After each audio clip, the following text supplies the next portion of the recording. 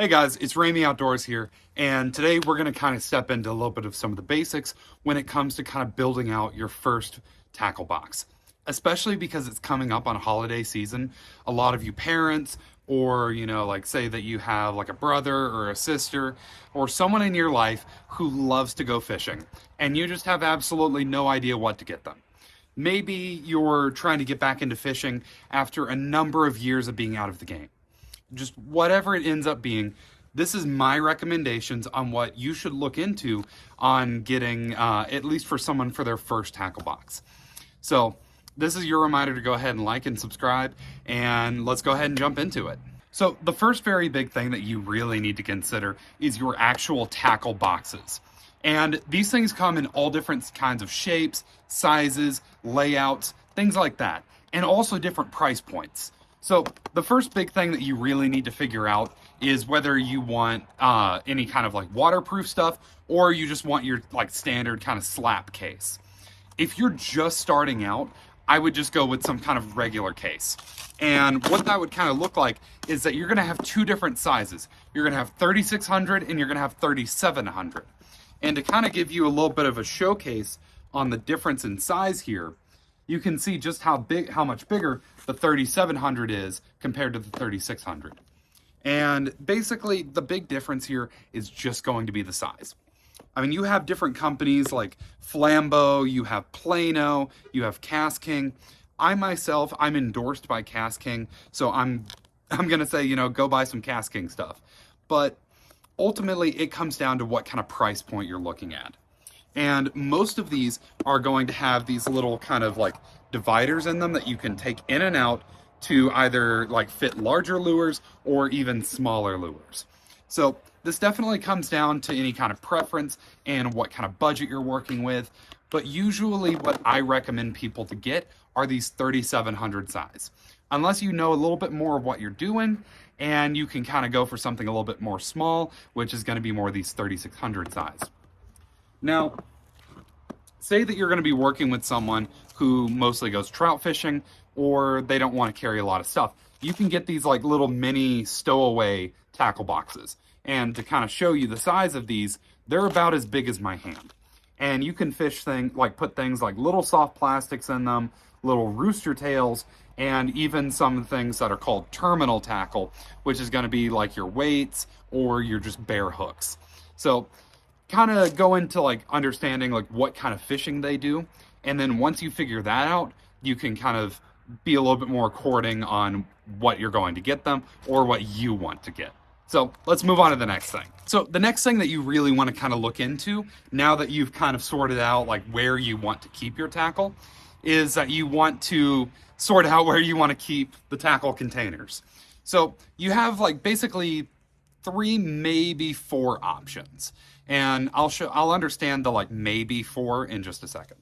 So the first one, say that you don't want to go with like the standard tackle box route, is you can go with these like standard classic tackle containers, which are called like your tray style tackle boxes. And these things still work really well. Like you can keep hooks, you can keep lures in them, and everything's going to be just fine. You even have like a little bottom area for any kind of like, pliers, stuff like that. This is going to be like your classic, what a lot of people first start with. And you can usually get these for anywhere between $10 to $20. Sometimes you can get them a little bit cheaper, and usually you have a little bit of like an extra kind of like hatch on the top here.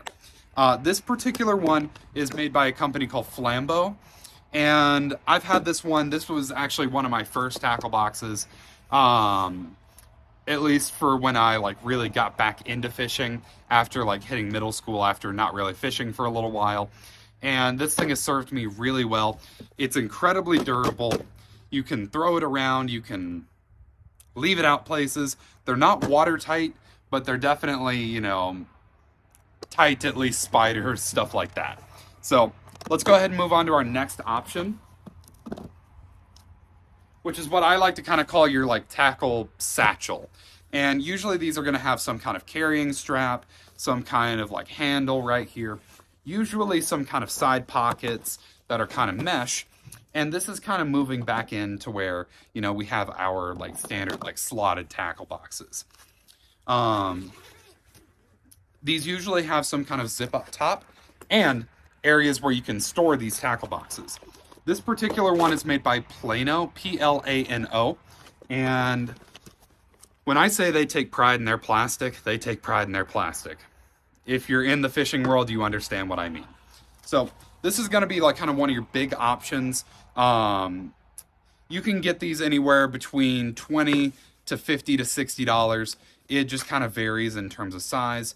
The one problem with these is that these are usually going to be things that store lures and soft plastics. You're not going to have a lot of room for accessories. Unless you're like putting them right on the side or in this little kind of zip clear plastic area. That's going to be the one downside for these. However, these are really convenient. They're very space efficient. For example, I have 4 3700 style tackle boxes in here. This particular one is made for 3700 style. Oftentimes, these are also going to come with tackle boxes. So you're not going to actually have to buy these separately. A lot of the times these are going to come with them. Obviously, it depends on the make, the brand, where you're buying them, but they usually do come with them. Again, take that with a grain of salt. It depends on where you're buying them, who you're buying them from. And this is option 3. And again, I'm endorsed by Cast King. Shout out to them. So this is the Cast King carry-all. This is not like a marketing thing. This is just an option that you do have. So this is my personal favorite option, is going to be the backpack. If you've watched any of my videos, I'm usually wearing some kind of backpack, or I have this at my feet. So usually you're going to have, and this is also going to be one of your more expensive options, just as kind of a heads up with that. You're going to have a lot of pouches to keep your soft plastics in that are relatively convenient. You're going to have areas for your pliers to be easily accessible. And if you're going to be carrying any kind of knives or anything like that for filleting, those can be easily carried as well. These also will usually have places that you can put your rods in if they're collapsible or any kind of thing like that.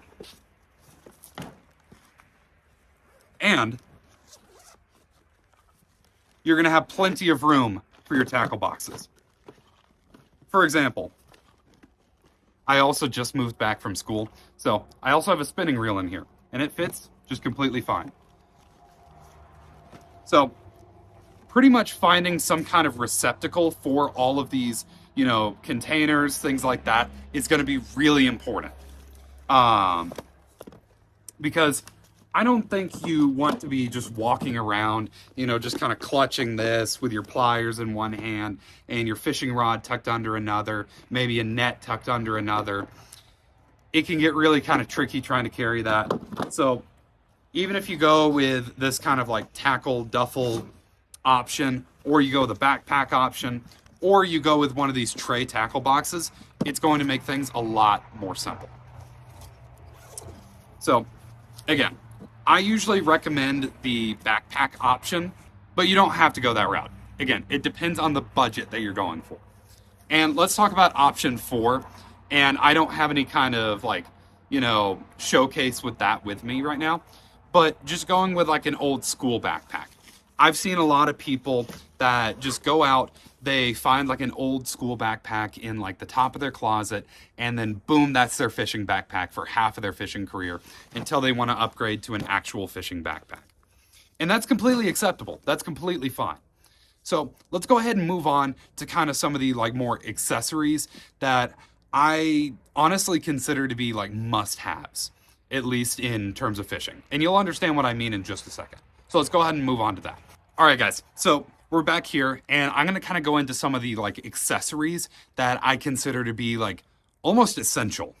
Again, you don't always need to buy these things, but they definitely make for at least fishing a lot easier. So the very first one, and this is going to kind of go in with some of these backpack style ones, is that it's going to have these retractable line snips. This is made by a company called Boomerang. Again, these are not sponsors, but I really like these a lot. They snip through braids super easy. They're on a retractable cord, so they're constantly right there with you. They do lock down, so if you don't want something sharp or anything like that constantly right there ready to poke you, they do lock down. And they're incredibly easy to use, just kind of being these little like snip flare type deals. The retractable cord makes it super easy, and they just snip on to any kind of thing that you need.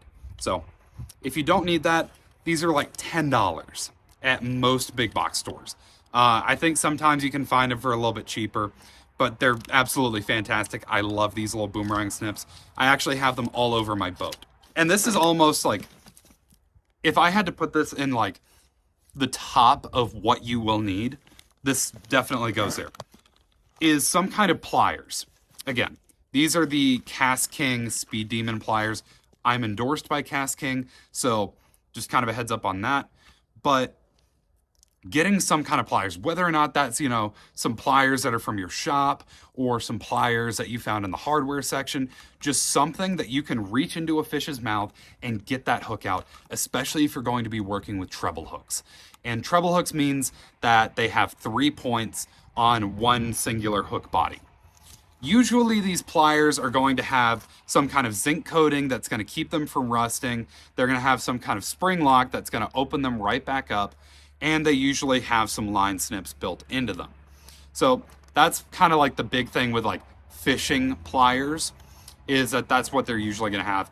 And they're going to have some comfortable grips on a retractable lanyard. And also, they usually have a carrying case that mounts onto some kind of backpack. Again, if you're wanting that, I do have these linked down in my Amazon store affiliate. These are really great pliers. Again, I am endorsed by Cast King, just as kind of a heads up. But you can find plenty of great options out there. The next one that's kind of going to go into like it depends on kind of what type of fishing you're going to be doing, but that is a filleting knife. I do a lot of trout fishing, and sometimes it's really nice to be able to fillet a fish right there by the stream. And if you have some kind of like portable cooking utensils, you can cook right there by the stream. Hopefully by the time this video is coming out, I'm going to be in the process of filming some catch and cooks. And that's something that I really enjoy doing, is just cooking right by the stream. So having any kind of fillet knife just right there with you is always really great to have. And you can find these from companies like Ugly Stick, they make one. Berkeley makes one. Plazino makes one. PC Fun, I think they make one as well. Fillet knives are like a dime a dozen.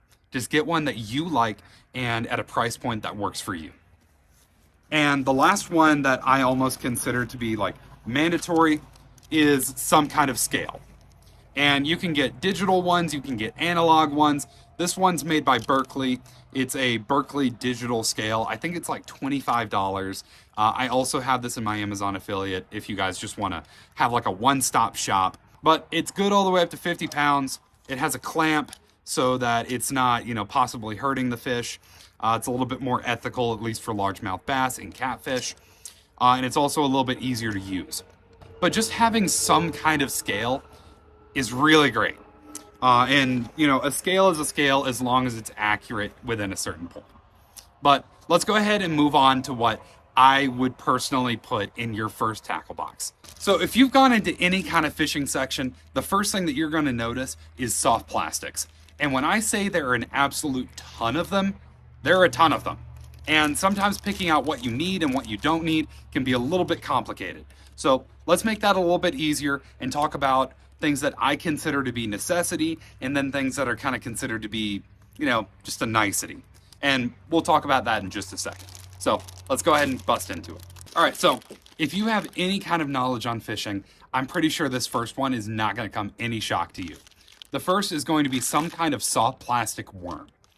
And these are going to be really useful for what are called Texas rigs or wacky worms or anything like any kind of like basic rig for a large portion of the year. This is going to be like almost your go-to for a lot of situations. And some really good brands that I really like is going to be Zoom, Strike King Shimmy Stick, or Yum Dingers. And the reason that I love Yum Dingers is that they're relatively inexpensive, and you can also get what is called a Yum starter pack, and it comes with 100 soft plastics that are all packaged like this, in like different colors and different kind of shapes and sizes. And I think it's only like 26, 27 bucks, which is a just absolutely fantastic deal for getting 100 soft plastics that easily. It's just a fantastic deal. But something that I would really recommend is getting some that are 2 sizes. So these are Zoom trick worms, which I believe are 7 to 8 inches, and these Yum Dingers are 5 inches. So, you know, say that you're someone who doesn't understand fishing very much, what's the big deal? So the different sizes and different colors are going to allow for different representations. And have you ever heard the phrase, you know, let's finesse this fish with something a little bit smaller, or let's throw something big in front of this fish and show them a bigger meal? That's kind of what it boils down to, but it allows you for different presentations. And to kind of go ahead and put this into kind of an early part of the video, you have a bunch of different colors. You have black and blue, you have white, you have green pumpkin, you have kind of this like, you know, white and green. You have like this like black with blue flake. I mean, you have all of these different colors, but what should you get? And I'm gonna go ahead and make that really simple. While it might be nice to, you know, have every color underneath the sun, you know, this green pumpkin with red flake, green pumpkin with black flake, in my personal opinion, in my personal experience, I don't think that bass can really tell a difference between the color of flake. Now, something that does help is coming down to the water clarity. If you're gonna be fishing in a bunch of like poo brown, murky water, something that I would recommend doing is getting this black and blue and getting these white colored soft plastics. So the reason that you're gonna be picking out these different colors is that it's gonna act for a lot of contrast in that water. So this black and blue is gonna stick out a lot better than this green pumpkin that is gonna be almost the exact same color as the water. So does that make sense? There you go. So again, if you're going to be fishing in kind of water that's going to be a little bit more, you know, clear or something like that, go with these green pumpkin colors because they're going to look like something that's a little bit more natural and something that's going to be able to stick out in the water a lot better. So let's go ahead and move on to some more soft plastics that I would really recommend. All right, and your last kind of soft plastic category is going to be, I don't want to say they're like jig trailers, but these are also kind of like your creature baits, jig trailers, or things that you can use in Texas rigs and different kind of rigs. So the most common is going to be any kind of crawfish imitation. And kind of what I mean by that is that they are literally going to look like crawfish. So let me show you this. See how they look like they have these like kind of appendages and this like long slender body? That's going to be your crawfish imitation. That's going to be kind of what you're going to be most commonly using for jig trailers. You can Texas rig these. You can add these to chatterbaits. You can add them to spinner baits, all kinds of stuff. And that's going to be one of the more common kind of creature baits. Now, if you're wanting like a louder creature bait, you can go with these like kind of Strike King rage bugs. And they are absolutely gigantic. And these are going to add a lot more volume, a lot more size, and they're going to kick up a lot more in the water column because they have more appendages. And kind of the last kind of soft plastic, you don't inherently need to get these, but these are really common for whenever bass are going to be a lot more finicky, or if they're wanting to eat something that's a little bit more natural, or if you have a bunch of bait fish. And these are going to be any kind of fluke or any kind of like soft plastic jerk bait. And these are going to look a lot like this. They're going to have a long, slender body and have kind of one of those like little paddle tail tails. That's going to really kind of look a lot like some kind of bait fish. And these are just absolutely wonderful. I love these. These are the Strike King caffeine shads. You can also go for like a Zoom super fluke or anything else. You can also go for what's called a paddle tail swim bait. I don't personally use them a lot. Some people also know them as Kitex, things like that. But they're really, really great for also having any kind of like bait fish imitation. So now that we're done with soft plastics, we can go ahead and start moving on to one of my favorite categories, the hard baits. All right, so I'm gonna go ahead and split this into 2 categories because that is how I have my own personal tackle box set up. I have a topwater box and I have a not topwater box. So let's go ahead and start off with my favorite category, the topwater box. And these are going to be mostly suited towards beginners. So you're not going to see me putting a topwater frog in a beginner tackle box because that requires a lot of technical knowledge and also a lot of knowledge about fishing that a beginner may not inherently have, because you need to be able to walk it properly. The hook set's very complicated, and oftentimes it's going to lead to a lot of frustration that you really don't want. So I'm going to show you a couple of topwaters that I really recommend for beginners in particular. And that's going to fall into what I believe to be about 2 topwaters. So the very first one that I'm really going to recommend is going to be what's called a patroller or a whopper plopper or a choppo or whatever you guys want to call it. And it looks exactly like this. It is going to have 2 distinct treble hooks and also this blade in the back that is going to spin.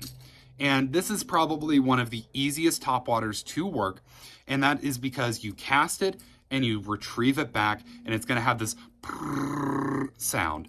Like it's like a like kind of a plopping sound. Hence the name whopper plopper. So that's going to be the first topwater. The next and last topwater is going to be a very, very classic bait called a topwater popper. And these are going to be a very small bait that's going to have a concave mouth, and it's going to have 2 treble hooks. And how you work this is that you cast this out and you twitch the top of your rod, and it's going to create these popping motions. So obviously you have a lot more topwaters than just that. You have buzz baits, you have frogs, you have walking baits, things like that. But again, this video is suited around beginners. And when you have a beginner, you don't want them to be having to learn, all of these complicated techniques that they're going to get frustrated with. Obviously, if you're going to be redecorating a tackle box for someone who's a little bit more advanced, and I'll go over that in a couple of weeks as we kind of round into the holiday season. But you don't want to be buying topwaters that are going to lead to a bunch of frustration for a beginner. If they're more advanced, I can make a video on that soon. But let's go ahead and move into your not topwater baits. And this is going to stay with something pretty simple at a variety of different price points. So let's go ahead and crack that open. And if I had to kind of give like a first option to anyone that's going to buy some kind of moving bait, that is going to be some kind of jig. And jigs come in all kinds of shapes and sizes, because you have structure jigs, you have football jigs, you have swim jigs, you have chatterbaits, you have just all kinds of different jigs. But what should you buy? And if I had to narrow it down to just 2 jigs, I would have to pick a structure jig and a chatterbait. Now, chatterbaits can get a little bit expensive, but Z-Man, their original chatterbait, actually is pretty cheap. It's only about $5, and it is an absolute fish catcher. So let me kind of come up a little bit closer and show you guys the difference between some of these baits. So the chatterbait, aka the bladed jig, is going to have this blade on the top. This is a very, very simple bait where it is a cast and a slow retrieve back. It's going to vibrate, it's going to kick up a lot of disturbance in the water column, and it is just an all-around really great bait. And that is technically a type of jig. Next, let's go ahead and move into what's called the structure jig. And this is going to be really great for any kind of heavy cover, because that's exactly what it's made for. You can see how the actual head is going to have this almost like bulbous shape, but it's like kind of this sloping shape. It's not like a football turned sideways. It's not like a fish shape. It's nothing like that. And it's going to have what is called a weed guard, which is going to help keep weeds off of the actual hook and allow you to throw it into heavier cover without inherently getting snagged. This is a really easy bait because you throw it out and you hop it up and down. Eventually, when they get a little bit better, you can do what's called pitching and flipping, or you can do even what's called skipping, where you will skip this across the top of the water underneath deeper cover. But that's, something for a little bit more of an advanced video. So, but these are really, really great lures. Jigs are incredibly cheap. They come in all kinds of shapes and sizes, and they're honestly one of my favorite lures of all time. If you're going to get something, always, always, always at least get them 1, maybe 2 jigs of different kinds, different colors, things like that, because they will absolutely love you. That's a fly on my hand. This next one, this is going to be kind of something for like really, really, really hot days, or as you kind of come into winter. This is going to be what's called a hard-bodied jerkbait. So these are going to have a longer body with a short little bill, and usually anywhere between 2 and 3 treble hooks. These are really great, and they're really simple to work.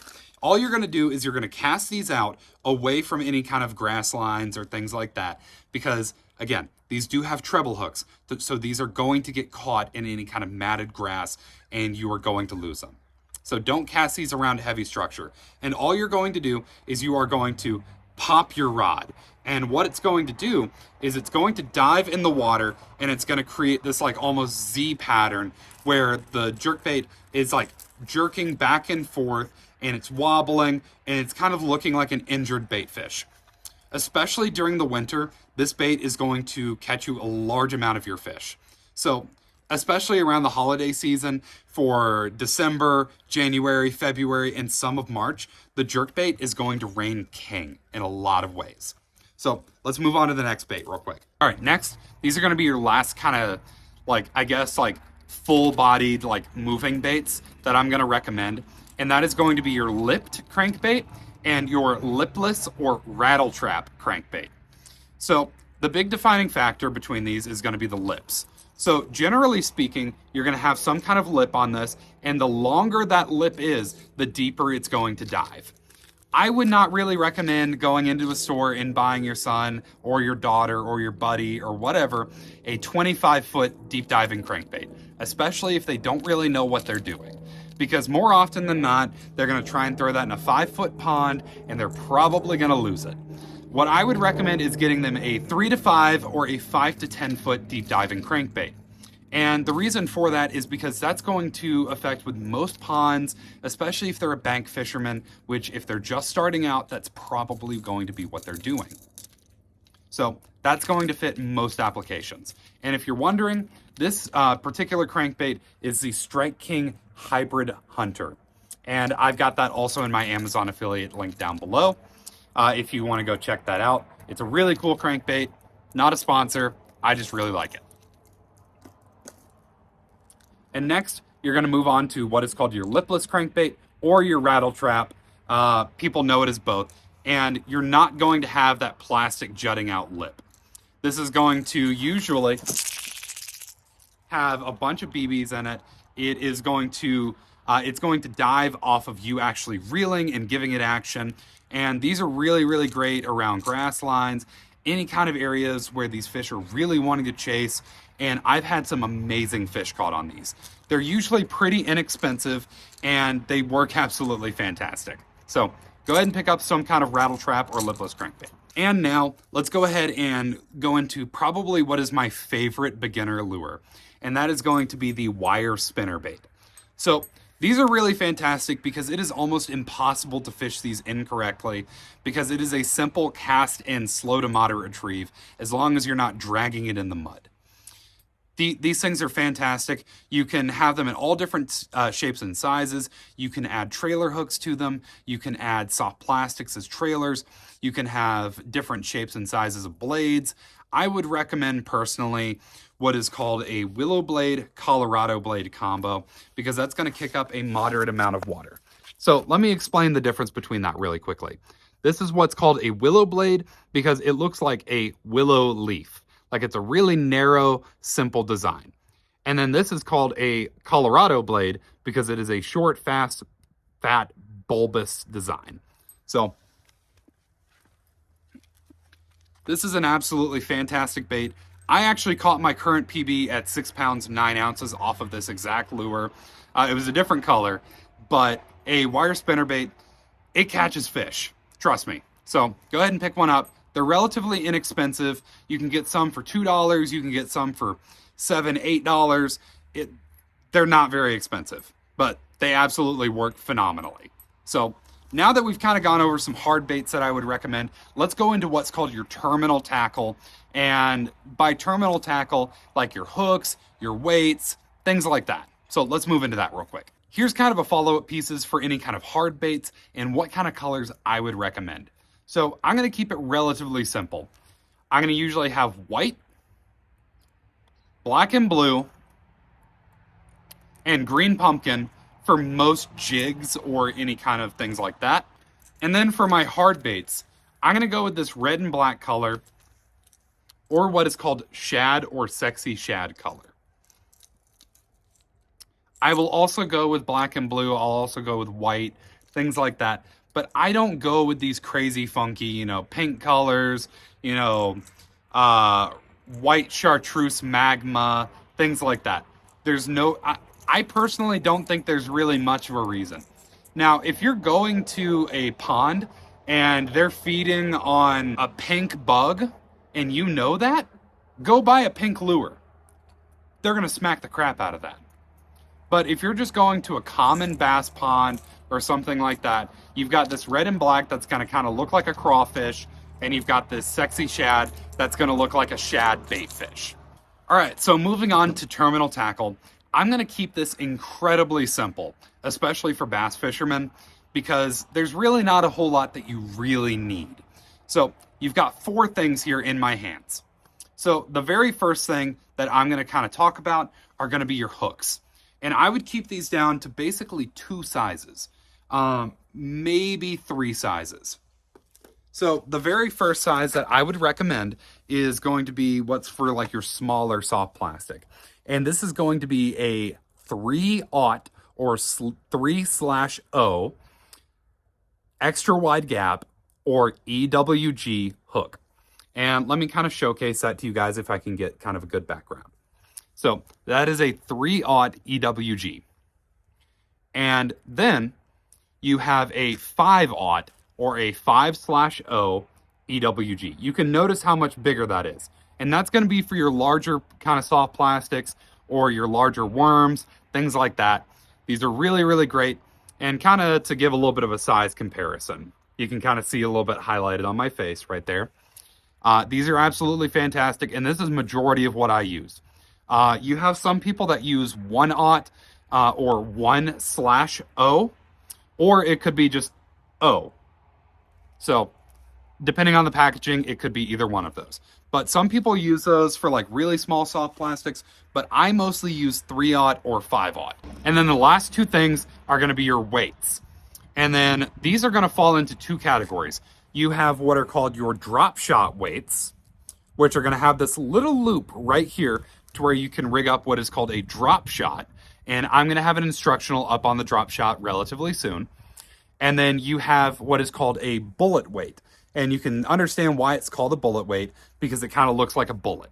And those are empty on both sides. And you can rig those up with what is called a Texas rig, a wacky rig, a punch rig. And I would recommend these 2 in 2 different sizes.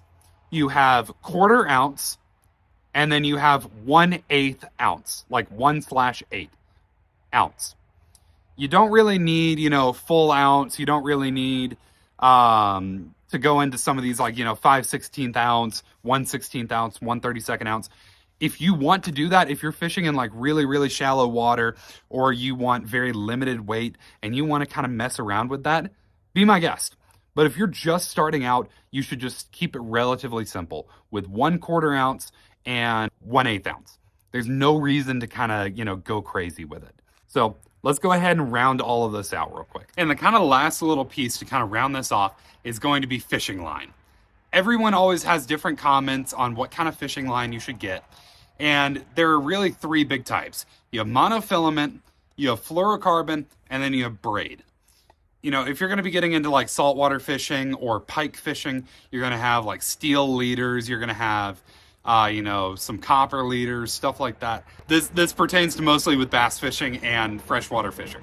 So overall, if you're going to be just starting out, I would honestly just recommend getting some Berkeley Trilene monofilament. It's very inexpensive. This is 900 yards and it's 15-pound test. I think I got this for about $8 or $9. It's very inexpensive. Next, if you're wanting to go with the braid route, if you're just dead set on getting some braid or something like that, Berkeley Trilene also makes some good braid. This is 30-pound braid. I don't really recommend a lot of beginners starting out with braid because oftentimes they're just going to have one rod, and that is going to limit them on the techniques that they can use because oftentimes they're going to have these, huge killer hook sets and sometimes braid that can cause for the hook to rip out of their mouth. So I wouldn't really recommend a lot of beginners getting braid. It can also get a little bit more expensive. So that's just kind of my 2 cents on it. And if you're wanting something that is a little bit nicer, you can go with some fluorocarbon. This is Cigar Basics. It's very inexpensive. I think it's $9.98 at most big box stores. And I would usually go with either 10-pound, 12-pound, or 15-pound test. This is some really good stuff, but sometimes it can get a little bit expensive as you only get 200 yards for $10. So if you're going to be buying in bulk or something like that, it can get a little bit more expensive. But in terms of just everything that's going to tie everything together, this is what I would recommend for building out your first tackle box, or even if you're just building out a tackle box for someone else. You can't go wrong with anything that I mentioned before. And you can also check out my Amazon affiliate page down below. That's going to have a bunch of buying guides for different stuff. Just kind of a disclaimer, I do earn commission off of that. But these are also things that I have personally used. And these aren't inherently things that are sponsored or anything like that. These are just things that I agree these are good products. So you're not going to, start regretting what you bought. These are just good, solid products. So let's go ahead and round out this video. This is Ramey Outdoors. I hope you enjoyed the content. I hope this helps. I hope it makes it easy. And remember to like and follow. And as per usual, have fun catching fish, people. Peace.